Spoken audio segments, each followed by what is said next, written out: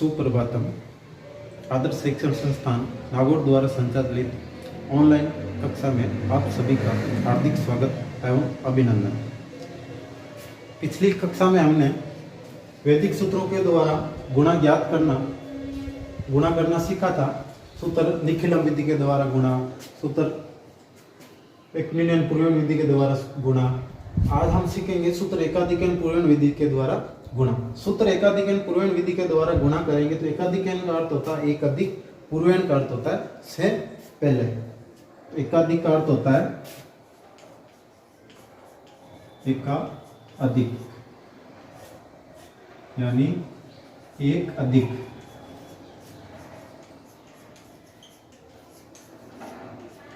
और पूर्वयन का अर्थ होता है पूर्वयन यानी से पहले, जिस संख्या का पूछा जाता है उनसे पहले वाली संख्या पर एकाधिक लगाना। लेकिन इस विधि से हम गुणा करते हैं तो कुछ हमें नियम व शर्तें ध्यान में होनी चाहिए। सारे गुणा को इस विधि से हम नहीं कर सकते। कुछ ये गुणा है जो कुछ नियमों में बंधा हुआ है। पहला क्या है, इन चरम अंकों का योग आधार के अनुरूप होना चाहिए। जैसे 10, 100 या 1000, या यूं कह सकते हैं कि चरम अंकों का योग यानी इकाई के अंकों का योग 10, 100 या 1000 होना चाहिए। तो सबसे पहले चरम अंकों का योग आधार के समांतर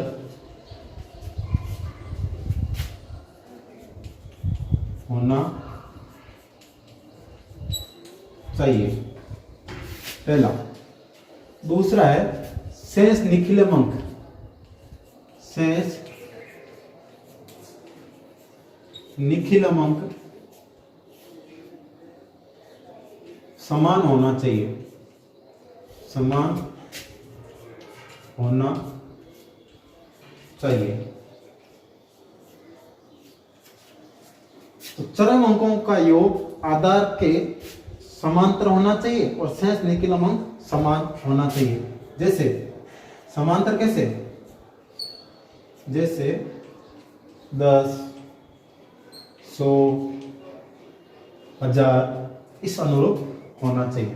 तो अगर चरम अंकों का योग 10 या आधार के समांतर है या और शेष निखिलम अंक समान है तो हम इस विधि से सूत्र एकाधिकरण पूर्वयन विधि के द्वारा गुणा आसानी से सरल कर सकते हैं। चलो इनका पहले पता करते हैं। चरम अंकों को जोड़ते हैं 6 और 4। चरम अंकों का योग 10 हो रहा है और शेष निखिलम अंक देखते हैं 12, इधर भी 12, यानी 1 2 1 2 तो बराबर है, यानी शेष निखिलम अंक समान है और चरम अंकों का योग 10 हो रहा है। चरम अंकों का योग जोड़ते हैं। चरम अंकों का योग बराबर 4 + 6 बराबर 10 हो रहा है। और शेष निखिलम अंक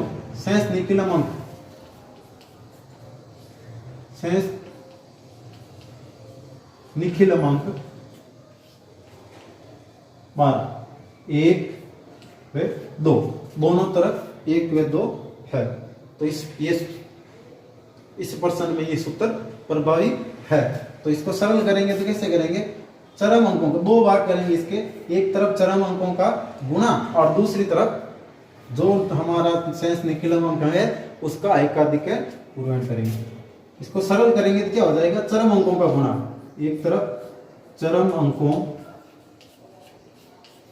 का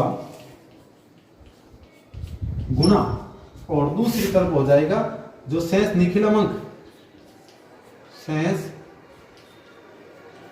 निखिलम अंक और उसका एकाधिक गुणा एकाधिक।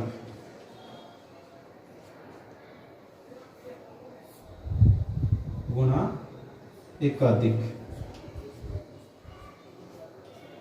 तो शेष निखिलम अंक गुणा उसका एकाधिक और चरम अंकों का गुण।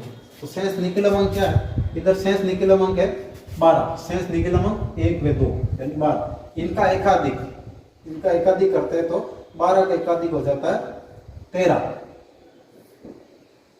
फिर दूसरे भाग में दाएं भाग में चरम अंकों का गुणा, दाएं भाग में चरम अंकों का गुणा, चरम अंक क्या है 4 गुणा 6, गुणा करते हैं तो इधर हो जाते हैं 6 चौक 24 और इधर गुणा करते हैं 12 को 13 से, तो 12 12 144, 44 में 12 जोड़ दें 156, इनको गुणा करते हैं कितना आते हैं 156।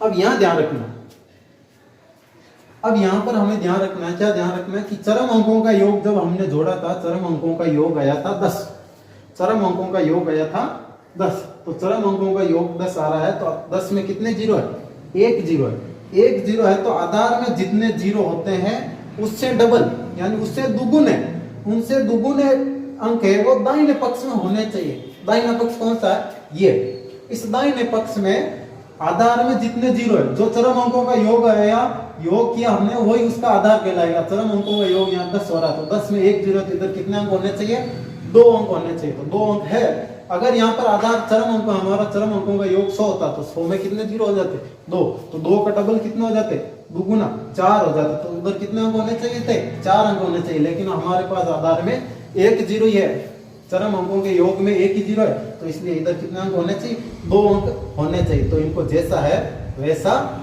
लिख देंगे, 156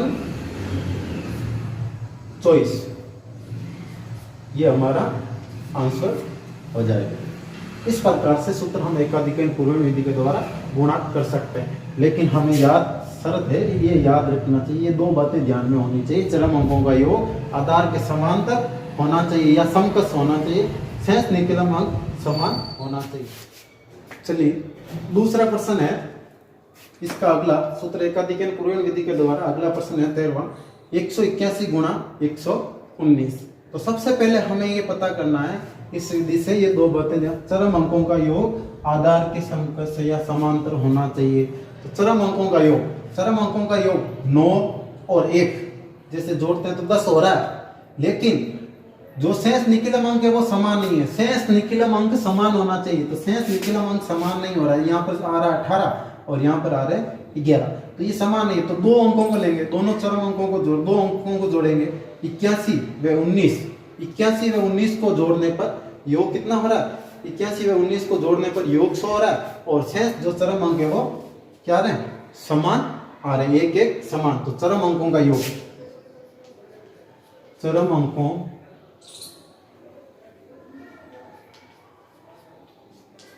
का योग बराबर 81 प्लस 19 बराबर 100 हो रहा है, और शेष निकलम अंक, शेष निकलम अंक, शेष निकलम अंक, निकलम अंक बराबर क्या है, समान है, शेष निकलम अंक बराबर समान।